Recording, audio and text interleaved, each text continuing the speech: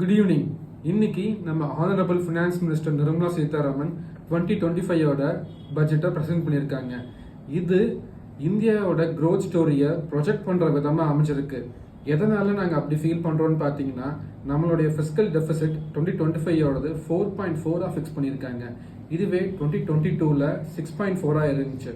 So 6.4 இருந்தது இன்னைக்கு 4.4 அளவுக்கு குறைஞ்சிருக்கு. ஸோ இது ஒரு நல்ல முன்னேற்றம் நம்ம கண்ட்ரி ரீதியாக பார்க்கும்போது.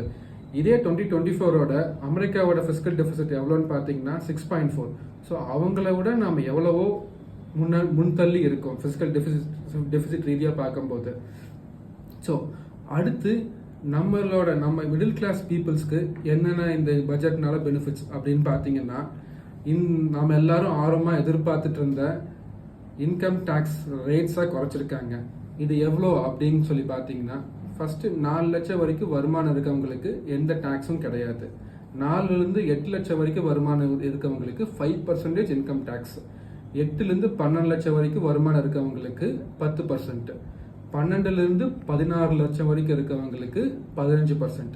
16லேருந்து 20 லட்சம் வரைக்கும் வருமானம் இருக்கவங்களுக்கு 20%. 20லேருந்து 24 லட்சம் வரைக்கும் வருமானம் இருக்கவங்களுக்கு 25%. அதுக்கு மேலே 24 லேக்ஸ்க்கு மேலே வருமானம் சம்பாதிக்கிறவங்களுக்கு ஃப்ளாட்டாக 30%. ஸோ ஆனால் நிர்மலா சீதாராமன் இன்னைக்கு பட்ஜெட் ஸ்பீச்சில் 12 லேக்ஸ்க்குள்ள வருமானம் இருந்தால் எந்த டேக்ஸும் இல்லை அப்படின்னு சொல்லியிருக்காங்க.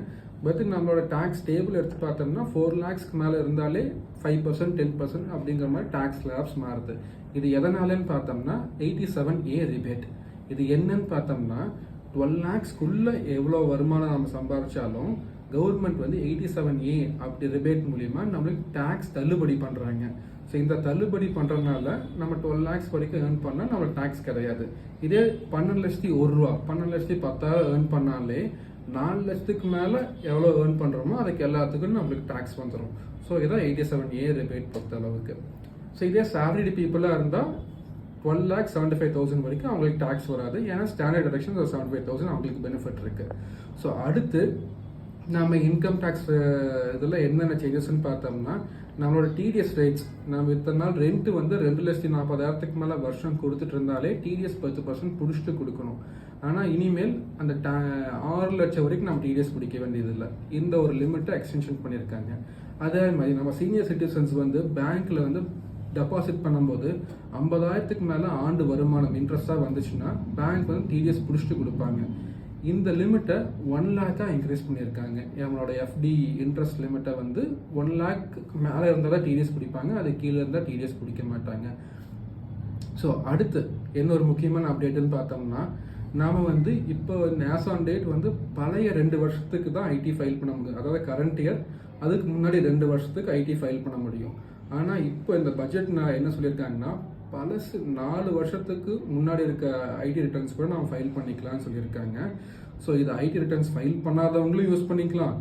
பழைய வருஷத்தில் ஏதாவது நம்ம 10 லட்சம் வருமானம் இருந்தால் நம்ம 5 லட்சமாவோ இல்லை 6 லட்சமாவோ நம்ம கம்மியாக காமிச்சு இதை நம்ம இப்போ திருத்திக்கணும் அப்படின்னு நினச்சோம்னா அவங்களும் இந்த அப்டேட் ரிட்டர்னுங்கிற ஒரு இதை யூஸ் பண்ணிக்கலாம்.